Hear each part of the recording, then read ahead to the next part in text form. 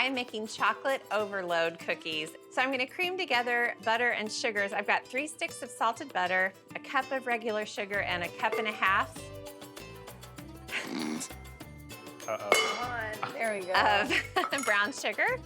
And I'm gonna go ahead and let the mixer start creaming these together. Cream.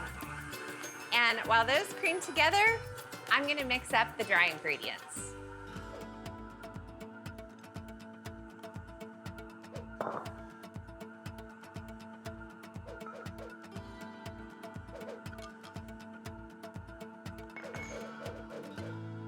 So now I'm gonna drop in 3 eggs, one at a time, boop, and let each one mix in just a little bit before you move on.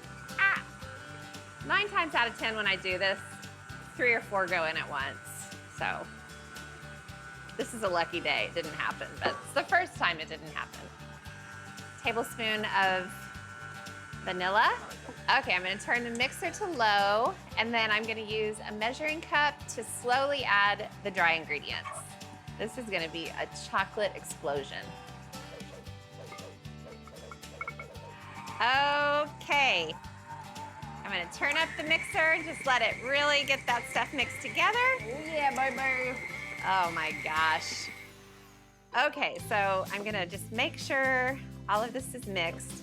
And now I'm gonna fold in all of the rest of the chocolate. So I've got dark chocolate chips. You don't wanna add too many dark chocolate chips because they are really strong, but just a little bit.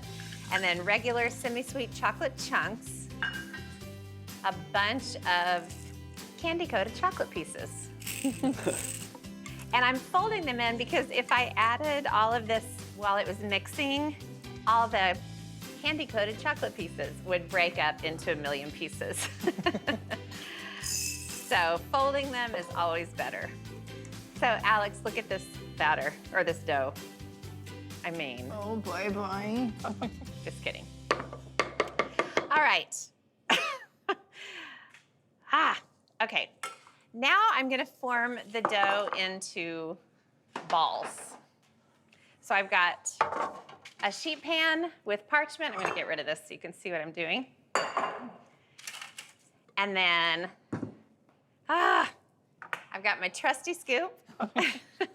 Okay, so I'm gonna get a big, generous scoop of dough and then roll it into a ball, sort of a ball, and put it on the parchment, and then mini candy-coated chocolate pieces. Candy-coated chocolate pieces, candy-coated chocolate pieces. And I'm gonna press them all over the surface. And that'll ensure that when the cookies bake, you'll still see those beautiful candies all over the top. Ooh, I could just eat that dough right now. But I can't, I'm gonna do the exact same thing to the rest of the dough. Okay, now I just need to chill the dough. So come with me, Alex. Yes, ma'am. I don't want you to miss a single second of this. I just need to chill the dough for 30 minutes before the cookies bake.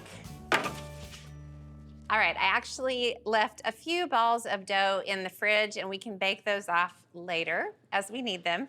I just transferred 12 to baking sheets and let's go put these in the oven. These are so much fun. Wait till you see them after they bake.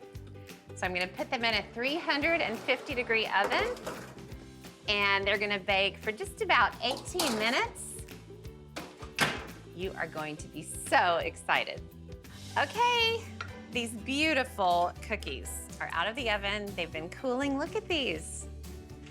Are they gorgeous or what? They are gorgeous. And I know this is a cake stand, but I'm gonna call it a cookie stand for today, just because I can.